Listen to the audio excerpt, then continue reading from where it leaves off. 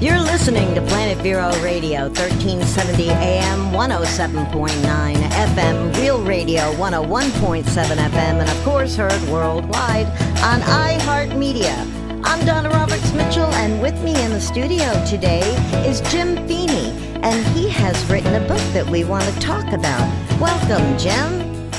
Thank you very much. So, what prompted you to write this book? Well, the book is called Locally Grown, The Art of Sustainable Government, and it's available on Amazon as we speak.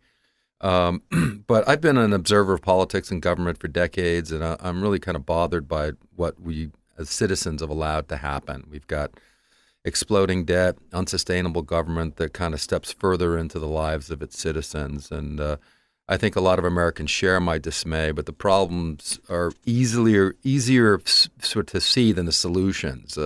We've got one side of the political aisle that thinks that federal government's the solution to all of our problems, and the other side that thinks that government is the problem. So the moderates and our two major political parties are really disappearing quickly, and we're left with parties that are just more extreme. So my book's an attempt to reestablish the political ground that I think is where most American citizens really live. It's a kind of a book to plan for what happens next. Yeah. Did you write the book kind of in response to Michael Lewis's new book, The Fifth Risk? No, but I'm familiar with Michael's book, and I think he raises some really interesting questions in the book. One of the questions he asks is, what are the consequences of if people are given control over the government and have no idea how it works? Michael says people would soon figure out what the federal government does when it shuts down. We recently had a government shutdown, right. I think last year. So how would we manage with less of the federal government than that we are depend on? Well, my plan in my book doesn't eliminate most federal government functions. It just shifts the execution of the functions to a more local and accountable level, whether that's the state or, in some cases, local municipal. With my plan, federal taxes actually increase as the wealthy pay more in our already progressive tax structure.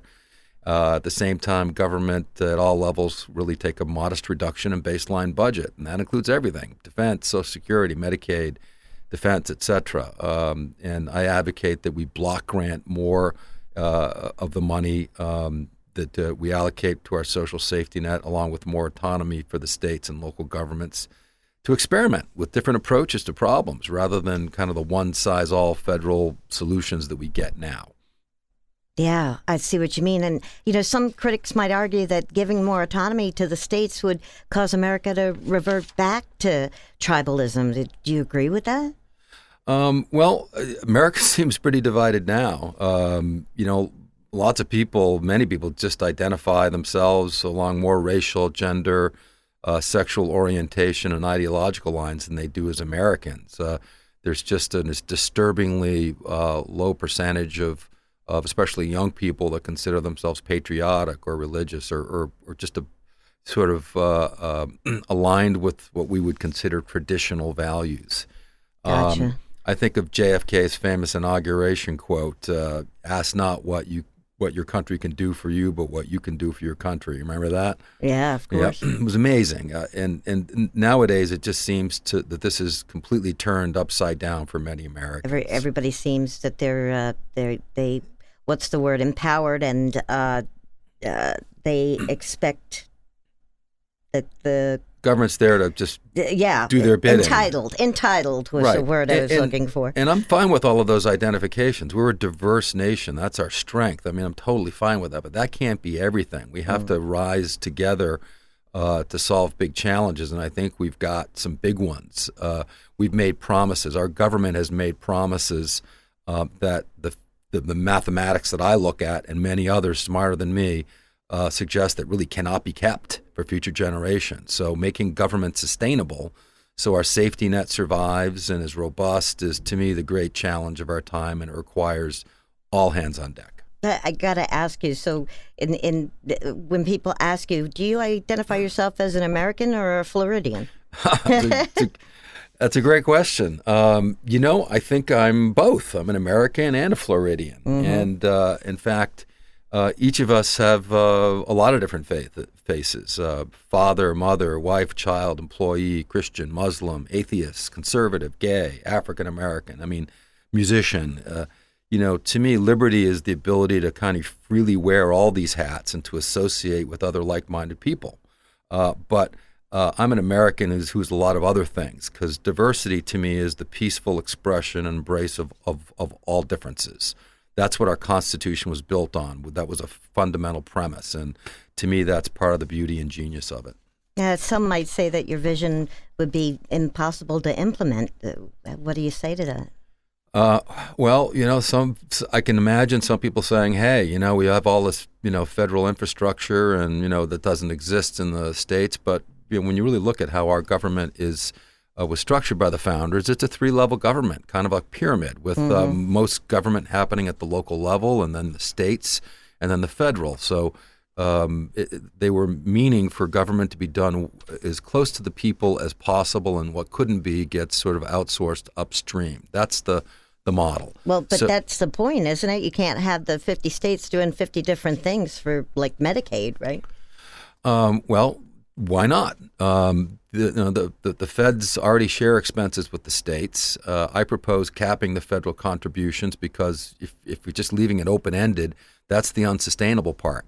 Here's what you get every year, and it will increase with GDP and as we collect more taxes, but we can't make promises that we can't keep.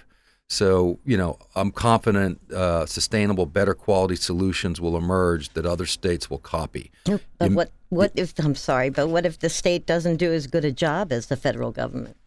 Well, if we consider 15 to 20% of federal spending that is waste, fraud, and abuse as being a good job, I think we can do better than that.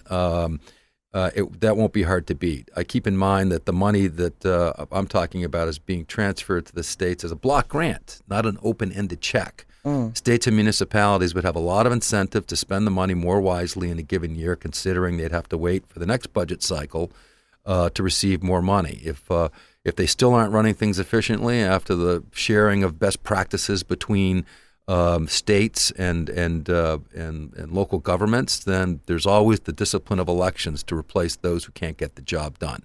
I really try to show how a distributed, my background is as a computer science guy and a technology investor and entrepreneur, and we know that distributed digital networks are much more scalable and efficient than centralized mainframes. We've evolved our computing that way. And I think of distributing government responsibilities in a similar fashion. A more distributed government is going to be more efficient. Yeah, but your locally grown government program calls for huge budget cuts, like 10% across the board, right? Yeah, some people, depending on what side of the aisle you're on, would say, oh, that's huge, it's unsustainable, and so on. I wouldn't call it draconian, really, because I think nearly all Americans, given the choice of either going personally bankrupt or finding a way to cut household expenses by 10%, wouldn't have too much trouble finding 10% savings. And remember, we're in my plan, in my book, when hopefully folks read it, they'll see that I'm also increasing federal tax revenue by 7%, because there's no way to solve this massive debt problem and fiscal deficit problem we have without both cutting expenses and raising revenue. So the burden's going to be shared fairly by all Americans. Rich people will continue to be paying a lot more, and those dependent on government will still be getting the same level of support they get now, because the 15 or 20% of waste, fraud, and abuse that we're going to be reducing makes more money available to share. Now, I understand in the book you point out that like 56% of the eligible voters cast ballots in 2016, but that means that 44% didn't care enough to vote. How do you propose that you're going to get people to care enough about making government work to get out there and vote? Great question, and it's a head scratcher that a good chunk of our electorate doesn't vote. But I think people naturally do what they think is in their best interest. I mean, collectively across millions of people in any country, this is called the market. It's the basics of economics. I think if you make it worth their while economically, citizens, people will raise their interest level appropriately. Imagine if there wasn't a federal or state government, just local cities and towns. That's where all the tax money was raised and spent, services delivered, et cetera. I think people are going to be more interested in decisions that affect them directly because that's where the money is. It's in City Hall down the street, because you certainly have a better chance of influencing local elected politicians when you see them shopping at the same stores and their kids are going to the same schools. You have access versus faraway Washington, D.C., where the average Joe just doesn't have influence except every few years at the ballot box. I hear you. Now, one thing, your book really doesn't talk about climate change much. Do you seem to deny it's a problem? No, it's a big issue. There's no doubt about it. And I know, there are millions of Americans and global citizens that are rightly, worried about man-made climate change or our effect on our environment. And, so that's not the subject of my book. I definitely don't deny climate change is a problem. I'm just not sure it's the problem. Like, for example, like the Green New Deal supporters, which I don't get. I know that if the Green New Deal were actually implemented, that would become the problem because our economy would grind to a halt and civil unrest would be a real possibility. Climate change would be the last thing on people's minds because the Green New Deal really isn't about climate. It's about grabbing more federal power, as even Alexandria Ocasio-Cortez's chief of staff, former chief of staff, admitted in an interview. But with regard to climate change, it's an important topic, and it would take another book to do it justice. But it is a book all in itself, isn't it? It is. Cap and trade is a good thing. I think it's been implemented well in the UK. I don't think we get enough credit for how much we've already reduced our reduction in this country on fossil fuels, which is by about 22%. Just because of sensible government regulation and free market innovation. And we have to really look at nuclear again. I mean, France gets 75% of its electricity from nuclear power. They do it safely. They're the leader in new sort of nuclear reactor technology. And if in this country we invested at a fraction of the rate that we've done with solar and wind, which really isn't sustainable for our energy needs, it's part of the solution.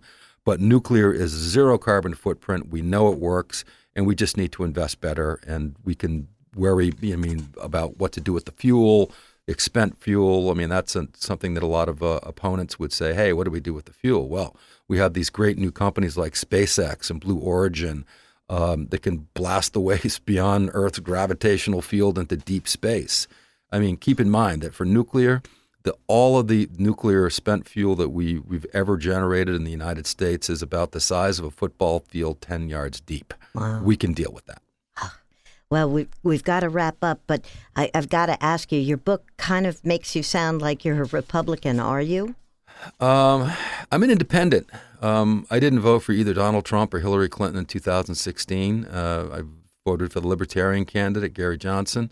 I found both Trump and Hillary to be big self-serving egos who kind of play fast and loose with the truth. So I embrace ideas that promote long-run sustainability in anything, whether the businesses I invest in or run or our country. And so the best way to kind of describe my political views is a liberal libertarian. Freedom trumps equality in most situations, but not all. So pure libertarians and conservatives would never tolerate my advocation of higher taxes to solve our problem. And certainly some liberal folks won't be comfortable with me diminishing or cutting any kind of program that they hold dear. So that kind of hopefully puts me somewhere in the middle, just where I should be. Well, and again, we have to wrap up, but how would you answer your critics? I would say read the book first, and I try to make an effort not to even use political party names like Democrat and Republicans. I think you can count them on one hand. So I like that. It's ideas, and the big idea is sustainability. If you make a promise you can't keep, it's really not a promise. So, and we've done that in this country, and we've got to find a way to make our government sustainable. Well, again, the name of the book is? Locally Grown, The Art of Sustainable Government, and you can visit my website at jimfini.com. How do you spell FIni? FINI.